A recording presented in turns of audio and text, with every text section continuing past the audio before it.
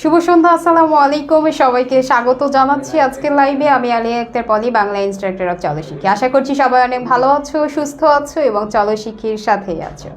হাজির হয়ে গেছি এইচএসসি 25 এবং 26 ব্যাচের জন্য সিকিউ এবং এমসিকিউ এর লাইভ ক্লাস নিয়ে। দ্রুত সবাই জয়েন হয়ে যাবা। জয়েন হওয়ার পরপরই আপুকে কমেন্ট করে জানিয়ে দিবা কি অবস্থা, কেমন আছো, কে কোথা থেকে জয়েন হচ্ছে। পাশাপাশি আরও একটি কাজ করবো যে ক্লাসটার মধ্যে তোমার ফ্রেন্ডদেরকে মেনশন করে দিবা, তোমরা অনেকগুলো শেয়ার দিয়ে দিবা ক্লাসটা। তো আমরা একটু চেক করে নিব এই মুহূর্তে আমাদের সাথে অলরেডি কারা কারা জয়েন হয়ে গিয়েছে।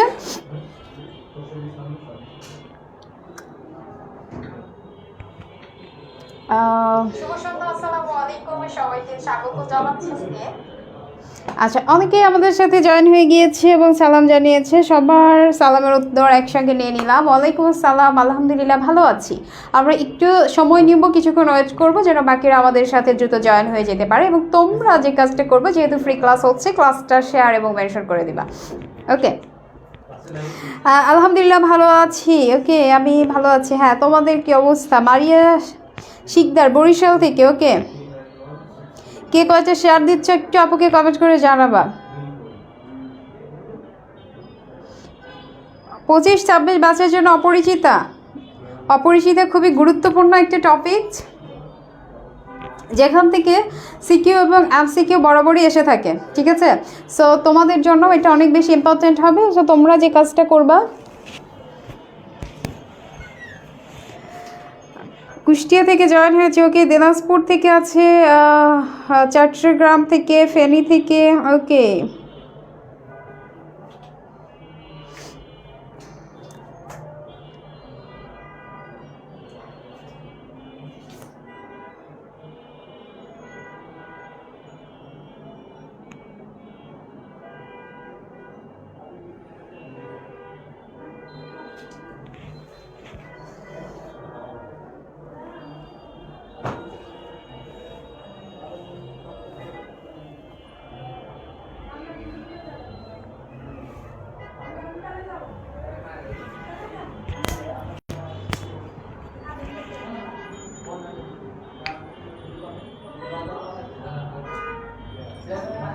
আচ্ছা, ক্লাসটা একটু শেয়ার দিয়ে দাও। এমসিকিউ ক্লাস, ফ্রি ক্লাস একটু শেয়ার দিয়ে দিবা।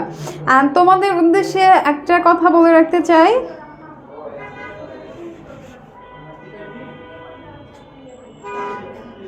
সিলেট থেকে, কক্সবাজার থেকে, রাজশাহী থেকে মাবিয়া আক্তার। ওকে,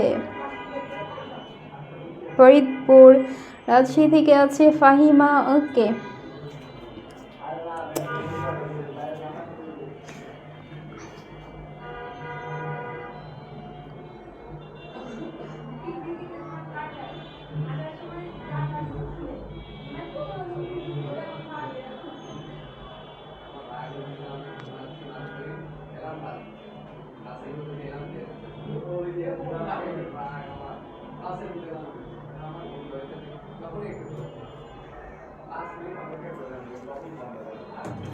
আচ্ছা, আমরা ক্লাসটা শুরু করে দিচ্ছি। তার আগে তোমাদের উদ্দেশ্যে একটা কথা বলে রাখতে চাই, যেহেতু আমাদের FAB 3.0 কোর্স অলরেডি ডিসকাউন্টে ভর্তির দিন শেষ হয়ে গেছে। গত 20 ডিসেম্বর গত তারিখ শেষ হয়ে গেছে। বাট এখন পর্যন্ত আমার সাথে যারা লাইভে যুক্ত আছো, তোমাদের জন্য একটা অফার আমি তোমাদেরকে করতে পারি যে তোমরা যদি আজকে চাও যে আসলে ডিসকাউন্টটা যেহেতু মিস হয়ে গেছে, না তবুও ভর্তি হতে চাচ্ছি, শুধুমাত্র তাদের জন্য বলবো যে তোমরা চাইলে, আমি ভাইয়াকে রিকোয়েস্ট করব যে আজকে বাংলা ফার্স্ট পেপার ক্লাসে যারা জয়েন আছে তাদের জন্য যেন আর একটা দিন ডিসকাউন্ট রাখা হয়। সো যারা আগ্রহী আছো অবশ্যই পেজে মেসেজ দিবা যারা ডিসকাউন্টে ভর্তি হতে চাচ্ছ। মানে শুধুমাত্র আজকে যারা লাইভে যুক্ত আছো এদের মধ্যে থেকে আমি, এটা আমার পার্সোনালি রিকোয়েস্ট থাকবে ভাইয়ার কাছে যে তোমরা যেহেতু ক্লাস করছো এবং ডিসকাউন্ট মিস করে ফেলছো বলে ডিসকাউন্টটা আবার তোমাদের জন্য যেন করে দেয়। এইটা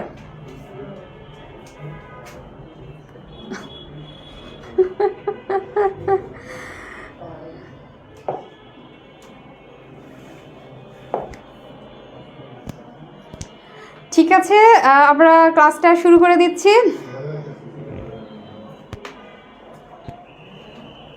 দেখো, আজকে আমরা এমসিকিউ পড়বো। এমসিকিউগুলো খুবই গুরুত্বপূর্ণ। একদম তোমরা হচ্ছে এর আগেও দেখেছো এরকম এমসিকিউ, আশা করছি সেগুলো পারবা, কারণ এমসিকিউগুলো বেশি বেশি প্র্যাকটিস করলে ইনশাল্লাহ পরীক্ষাতেও কমন পাবা। তো দেখো যে শুরুতে যে এমসিকিউটা আছে সেটা হচ্ছে বাংলা ছোট গল্পের সার্থক রূপকার কে? বাংলা ছোট গল্পের সার্থক রূপকার কে? যারা যারা আছো, যারা যারা জানো সঠিক উত্তর কমেন্ট করে আপুকে জানিয়ে দাও। ভর্তি হয়ে গেছি, ওকে। যারা ভর্তি হয়ে গেছো বা আজকে লাইভে যুক্ত আছো কিন্তু এখন পর্যন্ত ভর্তি হওনি, শুধুমাত্র তাদের জন্য অফারটা থাকছে যে আজকে রাত 12টার মধ্যে যদি তোমরা ট্রাই করো, পেজে মেসেজ দিবা, ভর্তি হওয়ার জন্য চেষ্টা করো, যে আজকে লাইভে যারা যুক্ত আছো তারা শুধু এই ডিসকাউন্টটা পাবা আজকে, তাদের জন্য শুধুমাত্র একটা দিন পাচ্ছ।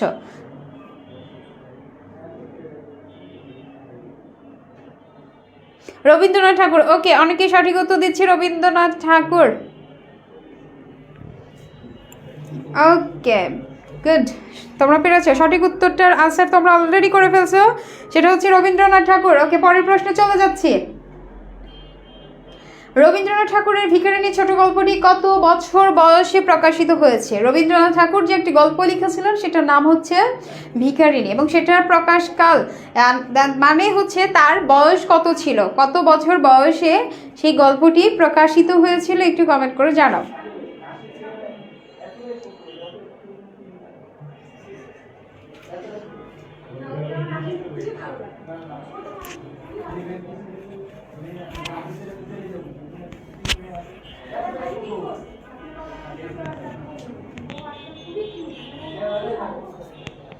অঙ্কে দিচ্ছ 15 বছর, যে 15 বছর দিয়েছে সে আসলে ভুল উত্তর দিয়েছে। এটা সঠিক উত্তর হবে 16 বছর, অর্থাৎ সঠিক উত্তর হচ্ছে গ, 16 বছর বয়সে সেটা প্রকাশ হয়েছিল। পরের প্রশ্নে চলে যাচ্ছি। রবীন্দ্রনাথ ঠাকুরের বাংলা জন্ম তারিখ কত? আমি ক্লাসে বলেছিলাম যে রবীন্দ্রনাথ ঠাকুরের বাংলা জন্ম তারিখ, বাংলা মৃত্যু তারিখ, সাল, এগুলো খুবই গুরুত্বপূর্ণ। সো তোমাদের এই যে ক্লাসের মধ্যে দিয়ে আরও একবার প্র্যাকটিস হয়ে যাচ্ছে। যারা সঠিক উত্তর জানো তারা কমেন্ট করে জানিয়ে দাও যে রবীন্দ্রনাথ ঠাকুরের বাংলা জন্ম তারিখ কত? 25শে বৈশাখ 1268, 26শে বৈশাখ 1268, 30শে বৈশাখ 1268 নাকি 23শে বৈশাখ 1268? সঠিক উত্তর কোনটি? 3-এর সঠিক উত্তর ক। ওকে, অনেকে দিচ্ছে ক, এ হবে। ওকে, রিয়া খ, ন, 3-এর ক। আচ্ছা, যারা সঠিক উত্তর দিয়েছে ক তাদেরটা সঠিক হয়েছে। 25শে বৈশাখ 1268 সালে রবীন্দ্রনাথ ঠাকুর জন্মগ্রহণ করেছিলেন। পরের প্রশ্নে চলে যাচ্ছি। অপরিচিতা গল্প প্রথম প্রকাশিত হয় কোন পত্রিকায়? অপরিচিতা গল্প প্রথম প্রকাশিত হয় কোন পত্রিকায়? ক দেওয়া আছে প্রগতি, খ পরিচয়, গ সবুজপত্র, ঘ শিখা। সঠিক উত্তর জানিয়ে দাও কোনটা হচ্ছে 4 নম্বর প্রশ্নের সঠিক উত্তর।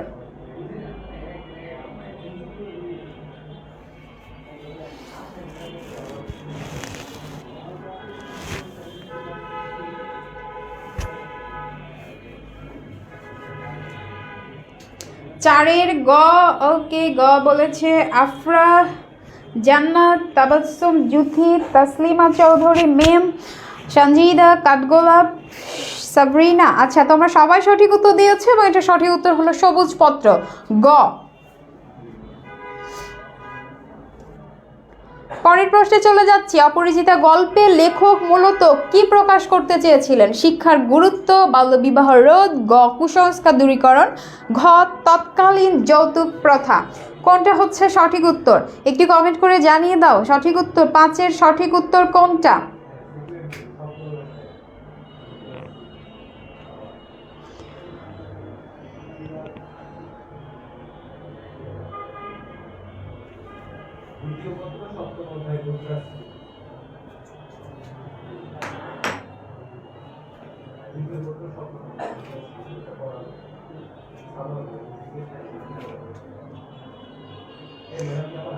আচ্ছা, 5-এর ঘ সঠিক উত্তর দিয়েছে অনেকেই। সঠিক উত্তর হ্যাঁ, 5-এর ঘ তৎকালীন যৌতুক প্রথা হচ্ছে গল্পের মূল বিষয়বস্তু ছিল।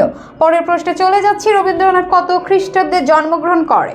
দেখো, এটা হচ্ছে ইংরেজিটা জানতে চাচ্ছে, বলছে বাংলা ইংরেজি যেহেতু দুটোই গুরুত্বপূর্ণ, সো বাংলাটাও তোমাদের জানতে হবে, ইংরেজিটাও জানতে হবে। ইংরেজিটার সঠিক উত্তর দাও।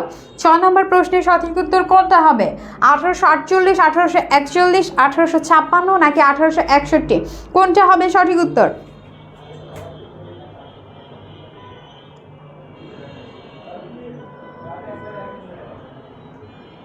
সবাই কমেন্ট করে জানাবা, বাট কেউ কারোটা দেখে লিখবা না, ঠিক আছে? যেটা জানো সেটাই আনসার করবা।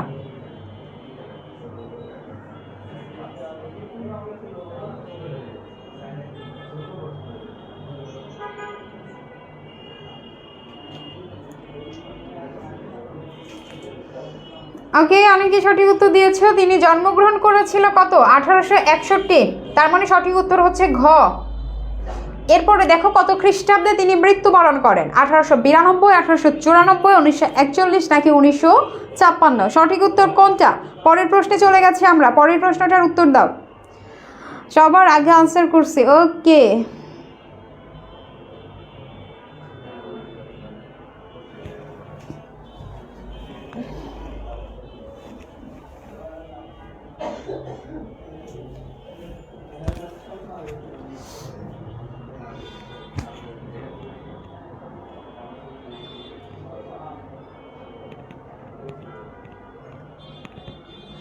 সঠিক উত্তর হচ্ছে 1941, অর্থাৎ গ হচ্ছে সঠিক উত্তর। আসর জমাতে অদ্বিতীয় কে? অনুপম, কল্যাণী, বিনু দাদা, হরিশ? কোনটা সঠিক উত্তর? আসর জমাতে কে অদ্বিতীয় ছিল? পরের প্রশ্নে সঠিক উত্তর দিয়ে দাও।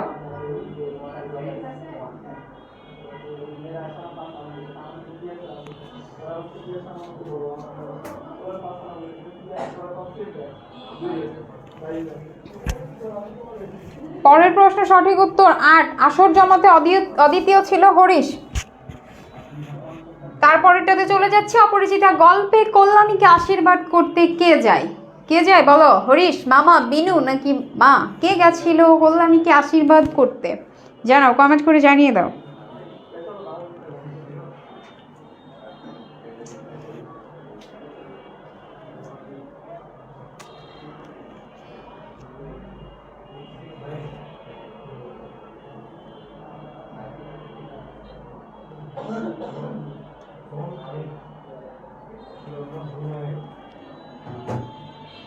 ওকে, কল্যাণীকে আশীর্বাদ করতে কিন্তু বিনু দাদা গেছিল। কে কে হরিশ বলছো? হরিশ কেন? হরিশ তো 9 নম্বর উত্তর 9। আচ্ছা, 9-এর উত্তর আচ্ছা বিনু। ওকে ওকে। যারা শুধুমাত্র ক খ গ মেনশন লিখছো তাদেরটা অ্যাকচুয়ালি বোঝা যাচ্ছে না, তোমরা নাম্বারটা সহ মেনশন করার ট্রাই করো। আশিকুর রহমান পারভেজ, ওকে। আচ্ছা, দেখি নাই তো। আচ্ছা, বিনু হচ্ছে সঠিক উত্তর। অনুপমের বাবা কি করতেন? ক ডাক্তারি, খ ওকালতি, গ মাস্টারি, ঘ ব্যবসা। অনুপমের বাবার পেশা কি ছিল? আচ্ছা, তোমরা ওইটা টপিকস বাদ দিয়ে দাও। এবার কে আগে আনসার করছো? যদি তোমরা নিজে থেকে সঠিক উত্তরটা জেনে থাকো তো কমেন্ট করে জানিয়ে দাও। সেটা আগে হোক বা পরে হোক কোনো ব্যাপার না, সঠিক উত্তরটা নিজে থেকে জানাটা ম্যাটার করছে।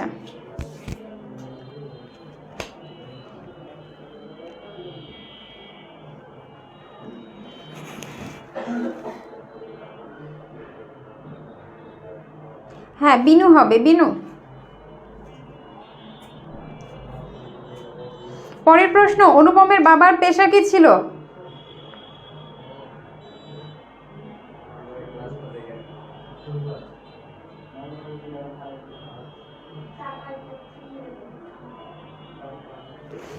অনুপমের বাবার পেশা কি ছিল? ওকালতি।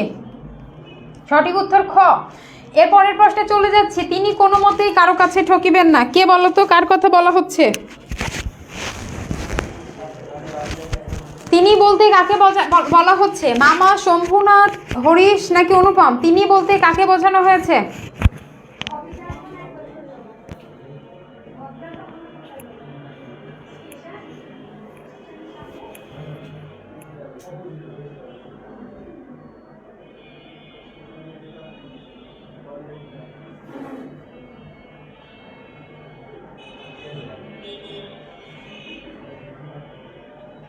মামা, হ্যাঁ সঠিক উত্তর হচ্ছে মামা, তিনি কারো কাছেই ঠকিবেন না। পরের প্রশ্নে চলে যাচ্ছি। শ্বশুরের সামনে অনুপমের মাথা হেট করে রাখার কারণ কি? শ্বশুরের ব্যবহার, লজ্জায়, বিয়ের আয়োজন দেখে, নাকি ঘ মামার গহনা পরীক্ষার কারণে? কোনটা সঠিক উত্তর হবে?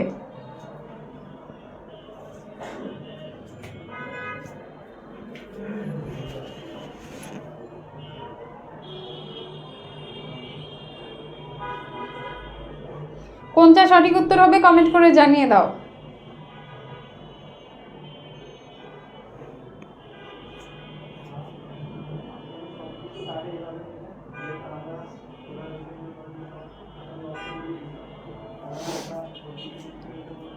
মূলত অনুপম মাথা হেট করেছিল কেন বলো?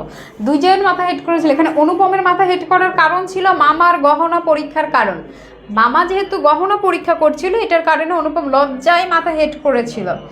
এরপরের প্রশ্নে চলে যাচ্ছে। আমার কন্যার গহনা আমি চুরি করবে কথা যারা মনে করে, তাদের হাতে আমি কন্যা দিতে পারি না। উক্তিটিতে প্রকাশ পেয়েছে শম্ভুনাথ বাবুর ক ক্ষোভ, ঘ অভিমান, গ একগুঁই, ঘ আত্মমর্যাদা বোধ। জানাও, কমেন্ট করে জানিয়ে দাও এটার সঠিক উত্তর কি।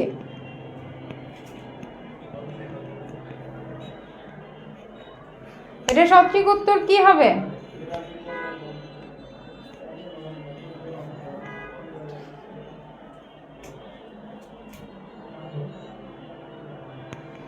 উত্তর হবে ঘ আত্মমর্যাদা বোধ। শম্ভুনাথ বাবুর আত্মমর্যাদা বোধের কারণে তিনি এরকম একটা উক্তি করেছিলেন।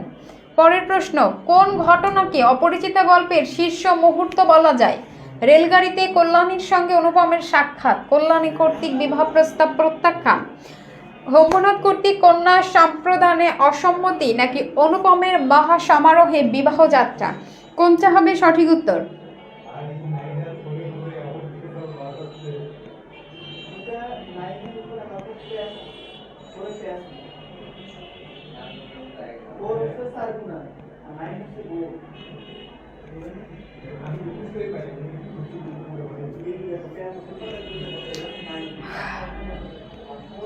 মূলত এটার 14 নম্বরের সঠিক উত্তর। শম্ভুনাথ কর্তৃক কন্যা সম্প্রদানে অসম্মতি প্রকাশ করাটাই ছিল গল্পের শীর্ষ মুহূর্ত, যেটা অ্যাকচুয়ালি ঘটার কথা ছিল না, বা আসলে ঘটে না। সেরকম একটা ঘটনা ঘটে গেছিল যে শম্ভুনাথ বাবু অর্থাৎ মেয়ের বাবা নিজেই মেয়ের বিয়ে ভেঙে দিয়েছে। এটা হচ্ছে শীর্ষ মুহূর্ত, সুন্দর মতো মনে রাখবা। অপরিচিতা গল্পে মেয়ের বিয়ে হইবে না এ ভয় যার মনে নাই, তার শাস্তির উপায় কি? উক্তিটিতে প্রকাশ পেয়েছে আগামী সময়ের ইঙ্গিত, পরিবর্তিত সমাজ ব্যবস্থা, শম্ভুনাথ বাবুর সাহসিকতা, নাকি শম্ভুনাথ বাবুর নির্বিকারত্ব? নির্বিকারত্ব হবে। শম্ভুনাথ বাবুর নির্বিকারত্ব। কোনটা হবে সঠিক উত্তরটা একটু কমেন্ট করে জানিয়ে দাও। 15 নম্বরের সঠিক উত্তর।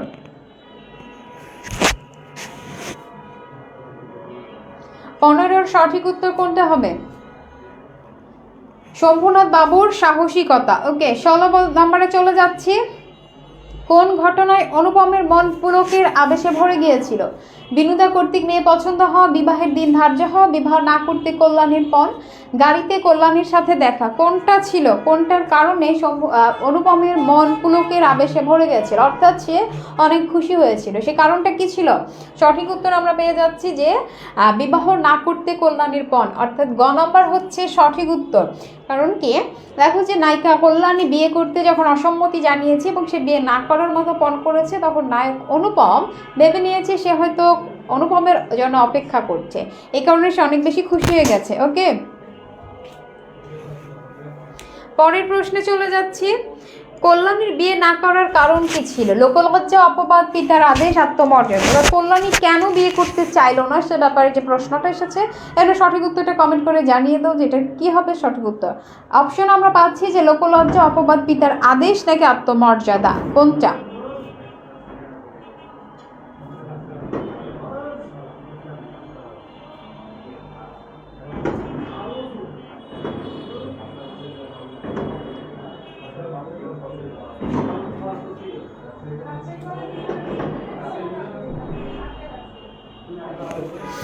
দেখো সঠিক উত্তর পেয়ে যাচ্ছে আত্মমর্যাদা।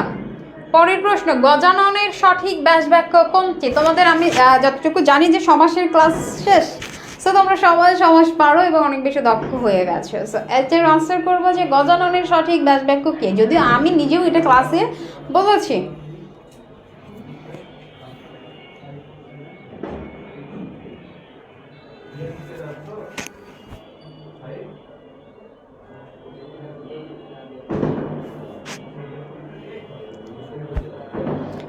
জানুয়ারি আমাদের টেস্ট পরীক্ষা শুরু। ওকে, টেস্ট পরীক্ষা নিয়ে যারা চিন্তিত আছে তারাও কিন্তু আমাদের FRB 3.0 কোর্সে ভর্তি হয়ে যেতে পারবা। এতে আমরা তোমাদের যেটা প্রোভাইড করবো সেটা হচ্ছে যে আমাদের আগের রেকর্ডেড ক্লাসগুলো তোমরা একসাথে পেয়ে যাবা, যেখান থেকে ভালো প্রস্তুতি নিয়ে টেস্ট পরীক্ষা ভালো দিতে পারবা। সো তোমাদের এত চিন্তা করার কারণ নয় যে যদিও আমাদের FRB 3.0 কোর্সের ভর্তির ডেট শেষ হয়ে গেছে, ডিসকাউন্টে ভর্তির ডেট শেষ হয়ে গেছে, এখনও ভর্তি চলছে এবং সেটা হচ্ছে ফুল পেমেন্টে ভর্তি হওয়াটা রানিং আছে।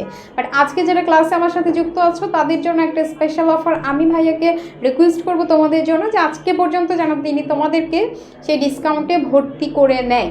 এই জন্য তোমরা যারা ভর্তি হতে ইচ্ছুক তারা অবশ্যই পেজে মেসেজ করবা। ওকে, পরের প্রশ্নে চলে যা। আচ্ছা, এটার সঠিক উত্তরটা বলে দিই। গজ আনন যার, সেটা হচ্ছে গজানন। গজাননের সঠিক ব্যাস বাক্য হলো গজ আনন যার,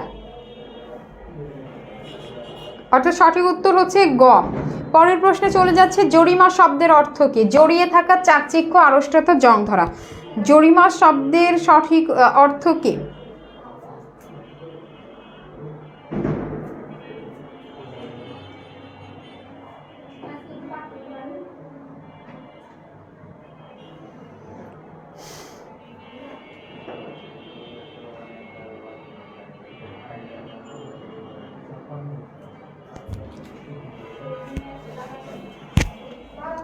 জরিমা শব্দের সঠিক উত্তর হচ্ছে আড়ষ্টতা। সঠিক উত্তর আমরা পেয়ে যাচ্ছি গতে, আড়ষ্টতা। মামাকে ভাগ্য দেবতার প্রধান এজেন্ট বলার কারণ কি? মামার প্রতিপত্তি, প্রভাব, বিচক্ষণতা নাকি কূটবুদ্ধি, কোনটা?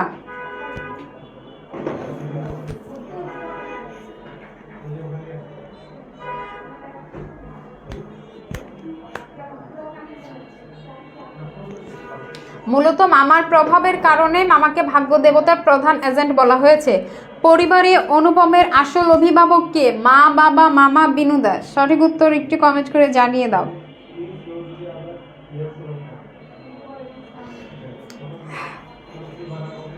প্রধান অভিভাবক কে? অনুপমের প্রধান অভিভাবক কে?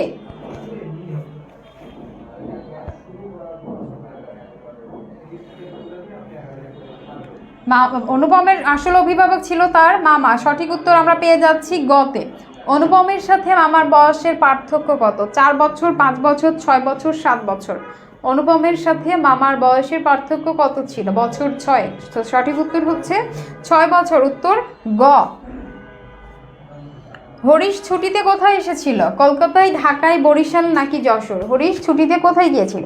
সে কাজ করতো, দেখো আমি আবার একটু বলে দিই যে সে কাজ করতো কানপুরে, কিন্তু ছুটিতে গিয়েছিল কলকাতায়।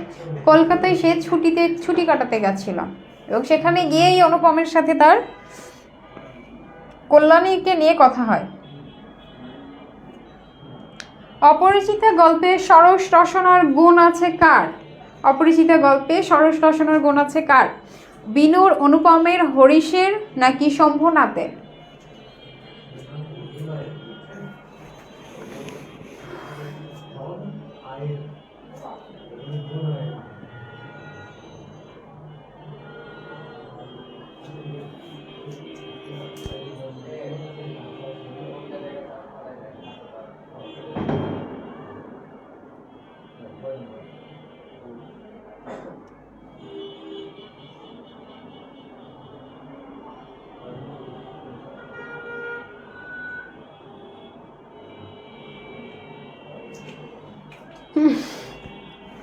সরস রসনার গুণ আছে হরিশের। সঠিক উত্তর হচ্ছে গ।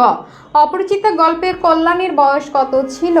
অপরিচিতা গল্পে কল্যাণীর বয়স কত ছিল? 14 বছর, 15 বছর, 16 বছর নাকি 17 বছর? অপরিচিতা গল্পে কল্যাণীর বয়স কত ছিল? কল্যাণীর বয়স ছিল 15 বছর। অনুপমের পিস্তুত ভাইয়ের নাম কি? বিনু, হরিশ, প্রতাপ নাকি অর্পণ? অনুপমের পিস্তুত ভাইয়ের নাম কি?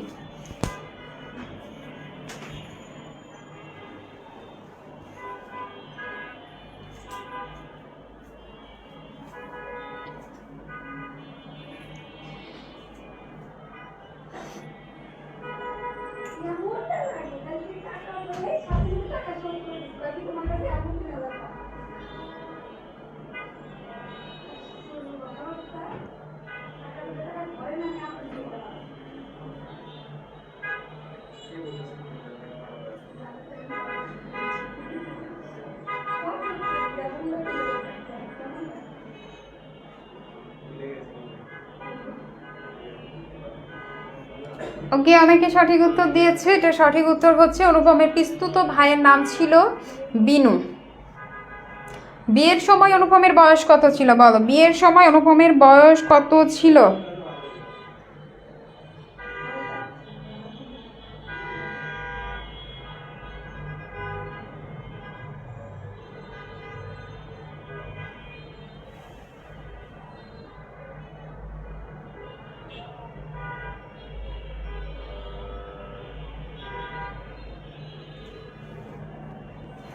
বিয়ের সময় অনুপমের বয়স কত ছিল? বিয়ের সময় অনুপমের বয়স ছিল 23 বছর। উত্তর হচ্ছে খ। পরের প্রশ্নে এটা আপনারা রাখিয়া দিন। এখানে এটা দিয়ে কি বোঝানো হয়েছে? ক বালাজোড়া, খ নেকলেস, গ ইয়ারিং নাকি ঘ বালা? সঠিক উত্তরটা জানিয়ে দাও যে এটা কি ছিল, কি বোঝানো হয়েছিল।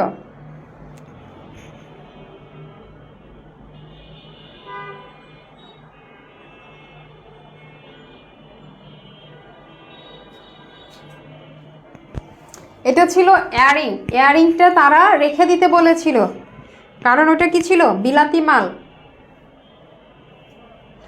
অনুপমের মামার মুখ লাল হয়ে উঠলো কেন? অপমানে, লজ্জায়, রাগে, পরাজয়?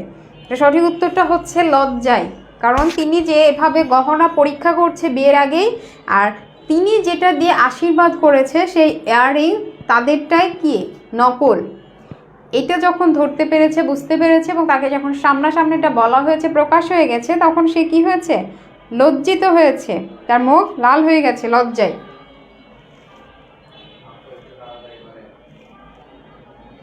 শম্ভুনাথ বাবুর বয়স কত? প্রায় 40, প্রায় 45, প্রায় 50, প্রায় 55? কোনটা?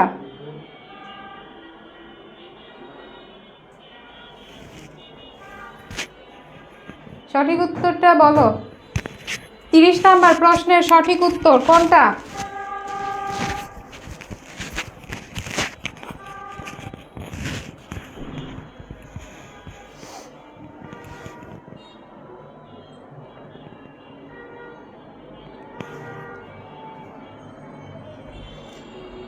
চল্লিশের কাছাকাছি ছিল তার বয়স, এই কারণে বলা হয়েছে প্রায় 40। তার মানে সঠিক উত্তর আমরা পেয়ে যাচ্ছি কোনটা? সঠিক উত্তর আমরা পেয়ে যাচ্ছি অপশন কতে।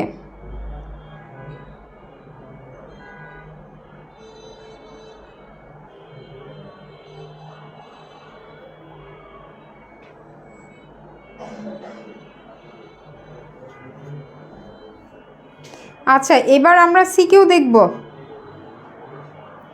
সিকিউ প্রশ্নর আনসারগুলো তোমরা দেখবো কিভাবে কতটুকু বুঝতে পারছো বা বলতে পারছো, এবং যেগুলো ইম্পর্টেন্ট সেখান থেকে সিকিউ আমরা প্র্যাকটিস করব।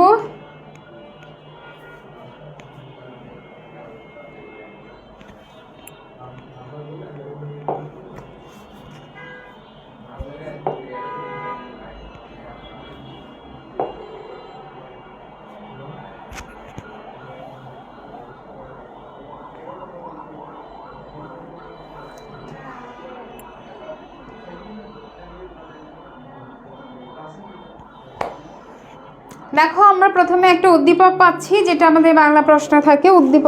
উদ্দীপক থেকে প্রশ্ন থাকে। উদ্দীপকটা একটু আমরা পড়ে নিব যে উদ্দীপকে কি বলছে এবং প্রশ্নগুলো কি বলছে, পরবর্তীতে পড়ব। প্রজাপতির দুই পক্ষ, বরপক্ষ এবং কন্যাপক্ষ।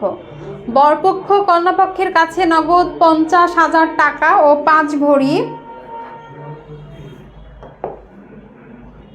কি করলো? স্বর্ণালঙ্কার চেয়ে বসলো। 50,000 টাকা এবং 5 ভরি স্বর্ণালঙ্কার। নিত্যানন্দ রায় কোনো কিছু বিবেচনা করে তাতে মেয়ের বিয়ে দিতে সম্মত হয়ে গেল। কে? নিত্যানন্দ রায়। তার মতে এমন শিক্ষিত ছেলে আর বনেদি পরিবার কিছুতেই হাতছাড়া করা যায় না। তার ইচ্ছায় যথারীতি আশীর্বাদ পর্ব শেষে শুভ বিবাহের দিন ধার্য হয়ে গেল। নিত্যানন্দ অনেক কষ্ট স্বীকার করে বিয়ের যাবতীয় আয়োজন সম্পন্ন করার পরও নিতান্ত এক তুচ্ছ কারণে বিয়ের আসরে বিয়ে ভেঙে যায়। আবারও সেই বিয়ে ঠিক হলো, বিয়ে ভেঙে গেল। এখানে নিত্যানন্দ রায়ের মেয়ের কথা বলা হয়েছে। গল্পে আমরা পড়েছি শম্ভুনাথ বাবুর শম্ভুনাথ বাবুর মেয়ের কথা। সো প্রথম প্রশ্নটা একটু খেয়াল করো, কি জানতে চেয়েছে? অপরিচিতা গল্পে মামা অনুপমের চেয়ে কত বছরের বড়। তাহলে দেখতে পাচ্ছ যে এই জ্ঞানমূলক প্রশ্নগুলো কখনো সিকিউ এর জ্ঞানমূলকে আসছে, কখনো এমসিকিউ আকারে আসছে। সো তোমাদেরকে যদি তোমরা না জানো তাহলে তো সঠিক উত্তর সিকিউতেও করতে পারবা না, এমসিকিউতেও করতে পারবা না, দুইটারই মান কত? 1 করে মার্কস পাবা। সঠিক উত্তর বলছে 6 বছর। হ্যাঁ, সঠিক উত্তর হইল 6 বছরের বড়। এর পরের প্রশ্নে চলে যাচ্ছি আমরা।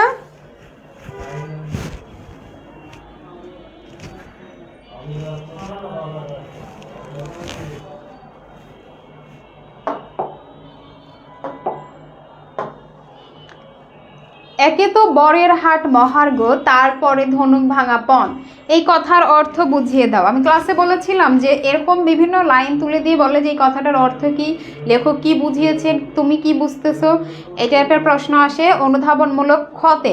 অর্থাৎ এই যে এই কথাটা বললো এটা একজনের উক্তি ছিল, এই উক্তিটা ছিল মূলত হরিশের মামার সাথে যখন তার কথোপকথন হচ্ছিল সে ব্যাপারে। সো এটা হচ্ছে তোমাদের বলতে হবে যে এটা কেন বলা হয়েছে, এই কথার অর্থ কি, এই কথা দিয়ে কি বোঝানো হয়েছে।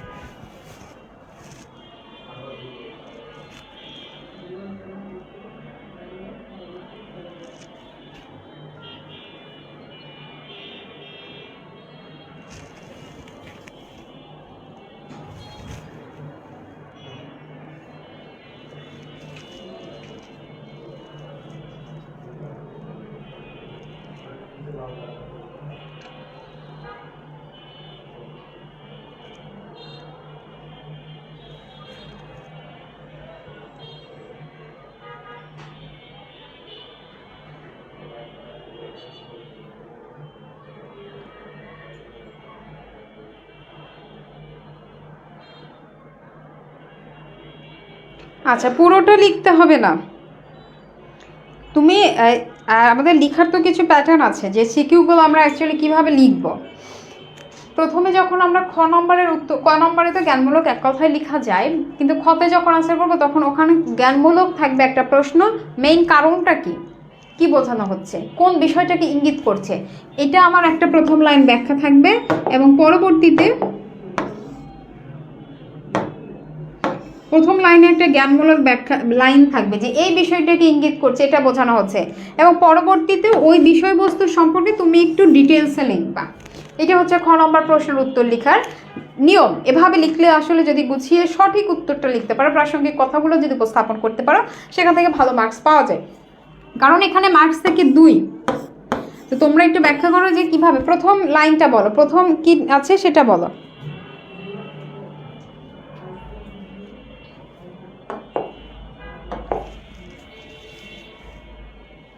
এই যে দেখো যেটা থাকে সেটা হচ্ছে,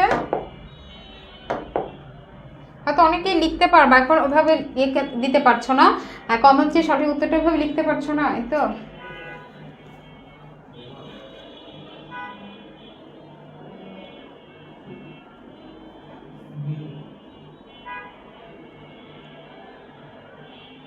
হ্যাঁ, মারিয়া তাবস্সুম দিনা খুবই সুন্দর লিখেছে, ভালো বর তো পাওয়া যায় না, তার উপর অত্যধিক পণ মানে যৌতুক।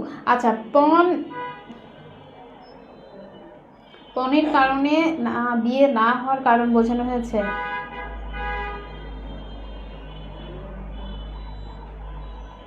যৌতুক প্রথার বিষয়ে বলা হয়েছে। ওকে, হ্যাঁ, এখানে যৌতুক প্রথাটার কথা যেমন বলবা, তেমনি বিয়ের বাজারে বরের কদর, যোগ্য পাত্রের কদরের কথা কেউ বোঝানো হয়েছে। এই যে বরের হাট তো মহার্ঘ, এটাকে একটু ইঙ্গিত করতে হবে, এটাকেও একটু টাচ করে লিখে যেতে হবে যে সমাজে বিয়ের বাজারে যোগ্য পাত্রের কদর এবং পণ্যের টাকার পরিমাণকে বোঝানো হয়েছে। কারণ কি, এই যে ব্যাখ্যাটা দিয়েছে যে সেকালে কন্যা দায়গ্রস্ত পিতারা মেয়ের জন্য যোগ্য পাত্র খুঁজে পাইতে হিমশিম খেতে। এখন মনে হচ্ছে অনেক অ্যাভেলেবল, অনেক ভালো ভালো ছেলে পাওয়া যায় বিয়ের জন্য, তাই না? কিন্তু ওই সময় ভালো যোগ্য সুপাত্র পাওয়া যেত না, সৎপাত্র পাওয়া যেত না।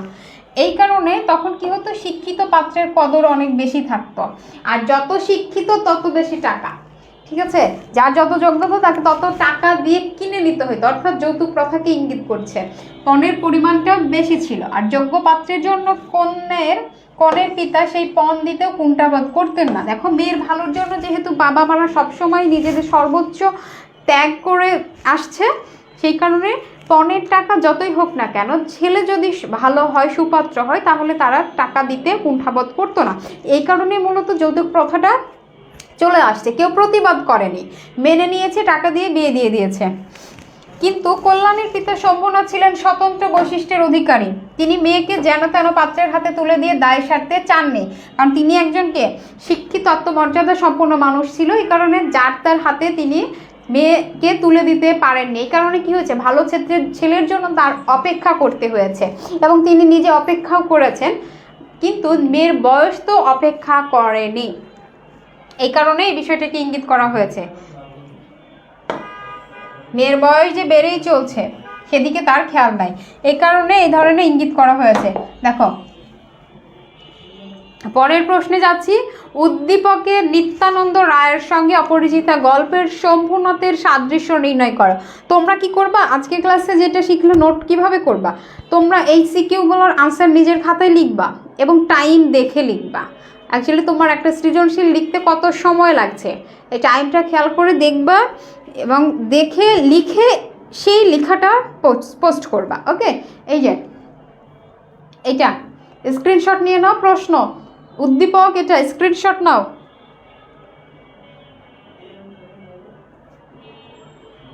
আশা করছি এটা স্ক্রিনশট নেওয়া হয়ে গেছে। এবার পরবর্তী যে প্রশ্ন 4টা আছে সেটার স্ক্রিনশট নিয়ে নাও। এই যে প্রশ্ন,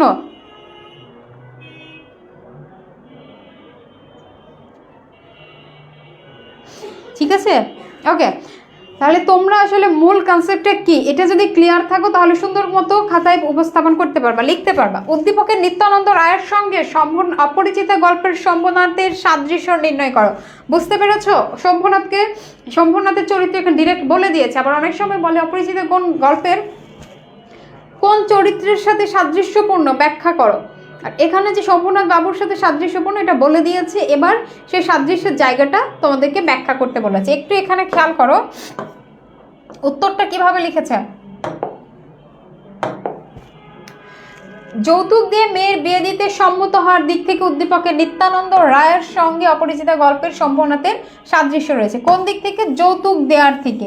তার মানে তারা যৌতুক দেওয়ার ব্যাপারে কি হয়ে গেল, মত প্রকাশ করে দিল, সম্মত হয়ে গেল, সম্মতি প্রদান করে দিল। যৌতুক থাকলেও মানে যৌতুক দিয়েই তারা মেয়ের বিয়ে দিতে প্রস্তুত হয়ে গেল। পরবর্তীতে যদিও বিয়েটা ভেঙে গেছে। অতীতের সমাজ ব্যবস্থায় যৌতুক প্রথা একটি মারাত্মক ব্যাধি হয়ে উঠে পড়েছিল, যে স্বাভাবিক জীবনযাত্রাকে হুমকির মুখে ঠেলে দিত। দেখো যে এই জায়গাতে এই যৌতুকের ব্যাপারটা এখানে উপস্থাপন করে দিয়েছে, যে যৌতুকের কারণে কি কি হতো, এবং যৌতুক দিবে বলে বিয়ে দেওয়া হচ্ছে, বাট পরবর্তীতে যৌতুকের টাকা শোধ করতে না পারার কারণে মেয়েরা অনেক বেশি অত্যাচারিত এবং নির্যাতিত হয়েছে। এরকম কিন্তু আমরা আশেপাশে অনেক দেখতে পাই। তো এখানেও যে মেয়েদের বিয়ে যৌতুকের কারণে অনেক সময় ভেঙে যায়, এটাও কিন্তু অনেক বহুল প্রচলিত। এখানে ওই ব্যাপারটা একটু ব্যাখ্যা করে পরবর্তীতে দেখো যে উদ্দীপকের সাথে সামঞ্জস্য দেখিয়েছে, সাদৃশ্যের জায়গাটা দেখিয়েছে, যে উদ্দীপকের কন্যার পিতা মানে নিত্যানন্দ রায় তার মেয়েকে যৌতুক দিয়ে বিয়ে দিতে যেমন সম্মতি প্রকাশ করেছিল, এবং অপরিচিতা গল্প শম্ভুনাথ বাবু কল্যাণীর বিয়ের ব্যাপারে ওই যে সোনা দাওনা গয়না গহনা কতগুলো দিবে, এগুলো তো মূলত পণ ছিল। সেসব পণ বা যৌতুক প্রথা মেনে নিয়েই, যৌতুক প্রদান করেই অনুপমের সঙ্গে বিয়ে দিতে রাজি হয়ে গিয়েছিলেন। এই তাদের যে রাজি হওয়ার বিষয়টা, এই জায়গা থেকে তাদের মধ্যে সাদৃশ্য রয়েছে। সো গল্প থেকে তোমরা কিভাবে লিখবা, গল্প থেকে ওই খানিকটা ব্যাখ্যা দিতে হবে, উদ্দীপক থেকেও খানিকটা ব্যাখ্যা দিতে হবে, এবং প্রথম লাইনে যে কাজটা করবা তোমাকে মূল কারণটা দেখিয়ে দিতে হবে, ইঙ্গিত করে দিতে হবে যে এই জায়গাতে মিল আছে, ওটা এক লাইনে চলে যাবে। পরবর্তীতে ব্যাখ্যা স্বরূপ ধাপে ধাপে লিখবা, ঠিক আছে?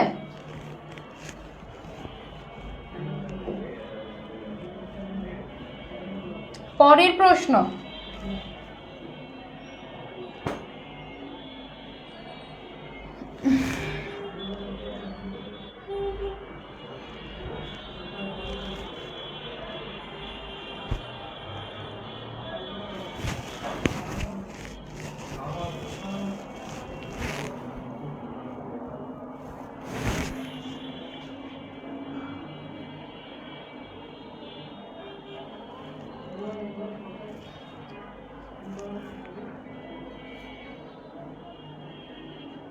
পরের প্রশ্ন দেখো, বলছে যে তুমি কি মনে করো যৌতুক প্রথায় বিয়ে ভেঙে যাওয়ার একমাত্র কারণ?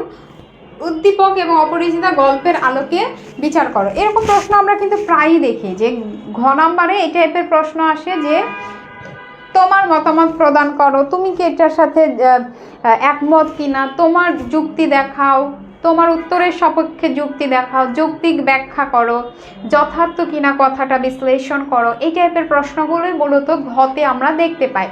তো ঘতে যখন আমরা আনসার করব সেইভাবে আমরা লিখব যে দেখো প্রথমে এক কথায় আমরা বলে দিব যে আমি এই বিষয়টাকে মানতেছি কিনা, আমি এই বিষয়টার পক্ষে কিনা, ঠিক আছে, আমি এই বিষয়টার পক্ষে কিনা এটা আমি প্রথমে বলে দেব যে হ্যাঁ আমি এই বিষয়টার পক্ষে বা আমি এই বিষয়টার বিপক্ষে, যদি এরকমটা থাকে। কারণ কি আমি তো দু বিষয়টাই জানি, পরবর্তীতে আমি আমার উত্তরের সপক্ষে, আমার লেখার সপক্ষে কি দেখাবো, যুক্তি দেখাবো যে আমি সঠিক, এটা প্রমাণ করে দিব। হ্যাঁ আমি মনে করি যৌতুক প্রথায় বিয়ে ভেঙে যাওয়ার একমাত্র কারণ, কেননা উদ্দীপক এবং অপরিচিতা গল্পের সত্যতার প্রমাণ পাওয়া যায়। দেখো ছোট্ট করে তার উত্তরের সপক্ষে একটা যুক্তি দেখিয়ে দিল যে এটা আমি অবশ্যই মনে করি। কারণ কি আমরা অপরিচিতা গল্প এবং উদ্দীপকের গল্প থেকে এই বিষয়টার ছোট্ট একটা ইঙ্গিত পেয়ে যাই।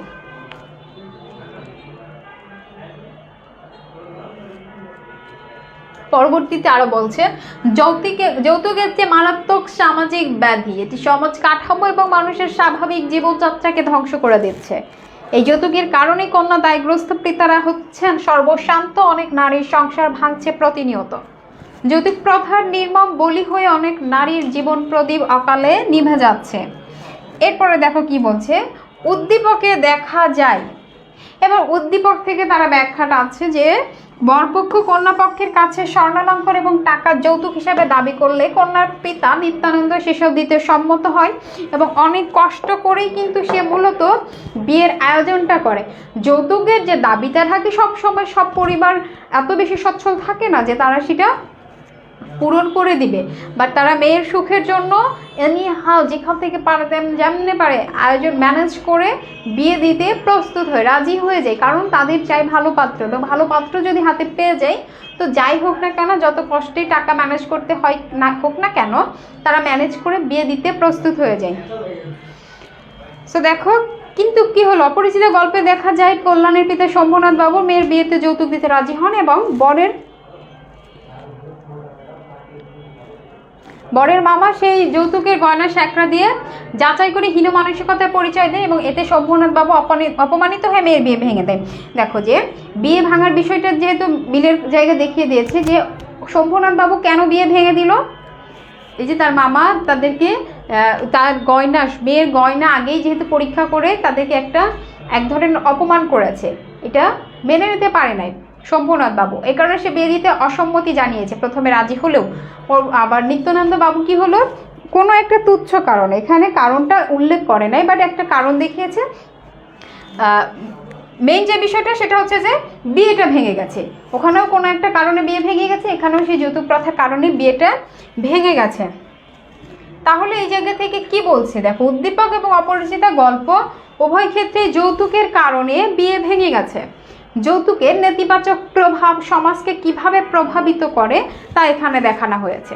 তাহলে দেখতে পাচ্ছ যে যৌতুকের কারণে যে বিয়ে ভেঙে যায়, বিয়ে ভেঙে যাওয়ার মূল কারণ হিসেবে যৌতুককে দায়ী করা যায়। যৌতুকে একমাত্র দায়ী, যে কারণে পরিবারে অশান্তি হয়, মেয়েদের বিয়ে ভেঙে যায়, এটাকে খুবই ন্যায্য এবং সঠিক দায়ী হিসেবে দাবি করা হচ্ছে। এই কারণে বলছে যে যৌতুকের নেতিবাচক প্রভাব সমাজকে কিভাবে প্রভাবিত করে তা এখানে দেখানো হয়েছে। অর্থাৎ এই গল্পে এবং উদ্দীপকের গল্পে দুই জায়গাতেই একই বিষয় খুব সুন্দর করে বোঝানো হয়েছে। এই প্রভাব বিয়ে ভেঙে যাওয়ার জন্য দায়ী, তাই বলা যায় উদ্দীপক এবং গল্পে বিয়ে ভেঙে যাওয়ার প্রধান কারণ যৌতুক বা পণ প্রথা। এটা আমি আমার উত্তরের সপক্ষে যুক্তি দিলাম, বা আমাকে যে প্রশ্নটা চেয়েছে সেটার সঠিক উত্তর হইল এইটা। এভাবে তোমাদেরকে ব্যাখ্যা করে করে লিখতে হবে। দেখো তোমরা একটু খেয়াল করলে দেখবা যে উত্তরগুলো সুন্দর মতো স্টেপ বাই স্টেপ লেখা হয়েছে। প্রথমে নাম্বার যখন দিয়েছে, প্রথমে তার হ্যাঁ উত্তরের সে বিষয়টাকে সে মেনে নিয়েছে, সে উত্তরটার পক্ষে, হ্যাঁ এই বিষয়টাকে আমি সাপোর্ট করছি, এ ধরনের একটা কথা দিয়ে স্টার্ট করে এবং সেটা এখানে শেষ করেছে। পরবর্তীতে একটা গ্যাপ দিয়ে সে আবার লেখা স্টার্ট করেছে যৌতুক প্রথার বিষয়ে, যৌতুক প্রথার কারণে কি হয় না হয় এই বিষয়টি একটু আলোচনা করেছে। পরবর্তী ধাপে কি করেছে, উদ্দীপকের ঘটনাটাকে উল্লেখ করেছে, তার মধ্যে দিয়ে দিয়েছে আরেকটা এতে মেইন গল্প, অর্থাৎ তোমার পঠিত পাঠ্য বইয়ের যে গল্প অপরিচিতা গল্পের যে ব্যাখ্যাটা, প্রাসঙ্গিক গল্প ব্যাখ্যাটা এখানে দিয়েছে। এবং আফটার অল সর্বোপরি সে বলে দিয়েছে যে অবশ্যই যৌতুক প্রথাই দায়ী, এবং এইটা দায়ী হওয়ার কারণটাও দেখিয়ে দিয়েছে যৌতুক প্রথা কিভাবে প্রভাব ফেলছে, কিভাবে বিয়েটা এখানে প্রভাবিত হলো, বিয়ের বিষয়টা এটা ব্যাখ্যা করে দিয়ে বলেই দিয়েছে যে হ্যাঁ তাই। সুতরাং উদ্দীপক এবং গল্পের আলোকে বলা যায় যৌতুক প্রথায় বিয়ে ভাঙার একমাত্র কারণ বা মূল কারণ।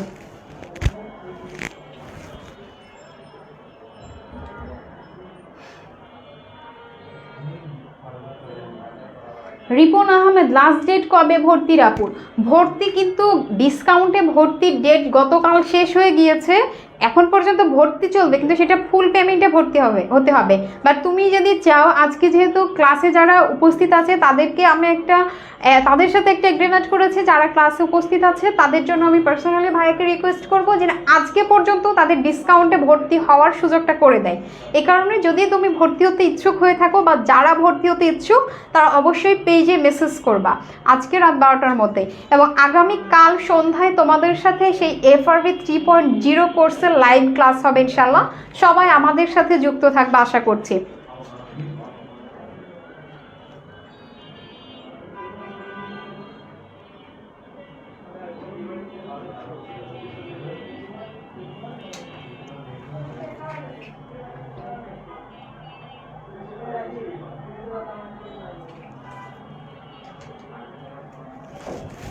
ওকে, আশা করছি বুঝতে পেরে গেছো। যদি কারো কোনো সমস্যা থাকে কোনো কিছু বুঝতে, আপুকে একটু কমেন্ট করে জানিয়ে দাও কোথায় বুঝতে পারোনি বা কোথায় বুঝতে সমস্যা আছে।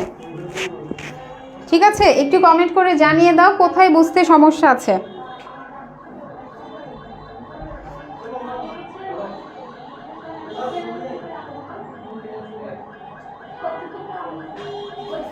কোথায় বুঝতে সমস্যা আছে একটু কমেন্ট করে জানাও, ঠিক আছে?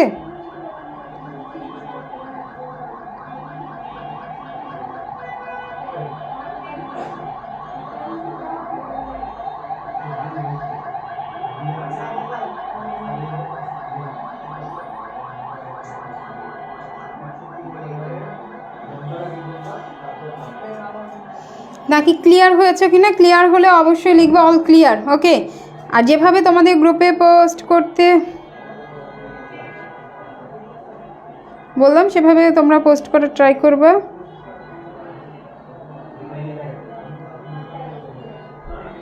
আচ্ছা, গ্রুপ ক্লাস আর হবে কি না এই বিষয়ে আপডেট হচ্ছে ভাইয়া তোমাদের জানিয়ে দেবে, যে যদি রুটিন প্রকাশ করে তো আবার ক্লাস পাবা ইনশাল্লাহ।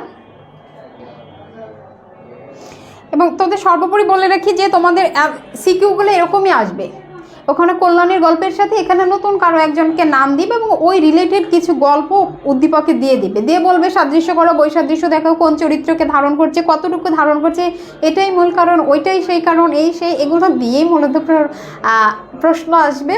আশা করছি তোমাদের যেহেতু অপরিচিতা গল্প যারা পড়েছো, যারা ক্লাস করেছো, তাদের কনসেপ্টটা ক্লিয়ার আছে। কনসেপ্ট ক্লিয়ার থাকাটা খুব জরুরি, কারণ কি এই যে আমাকে বুঝতে হবে, বোঝার জন্য উদ্দীপকটাকে বোঝার জন্য আমার মূল বিষয় সম্পর্কে জানতে হবে। আশা করছি তোমরা সেসব জানো, আজকের ক্লাস থেকে আরও বেশি ক্লিয়ার হয়ে গেছো এবং সুন্দর করে বাসায় একটু লেখার প্র্যাকটিস করবে, টাইমটা মেনটেন করবে, কত মিনিট লাগছে। এই তো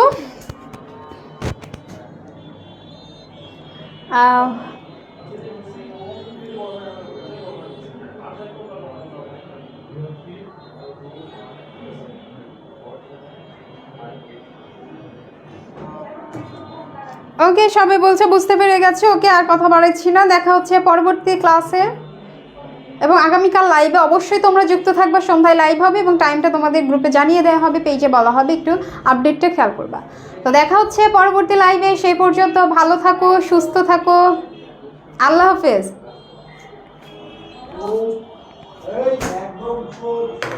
এই ক্লাস শেষ আবান।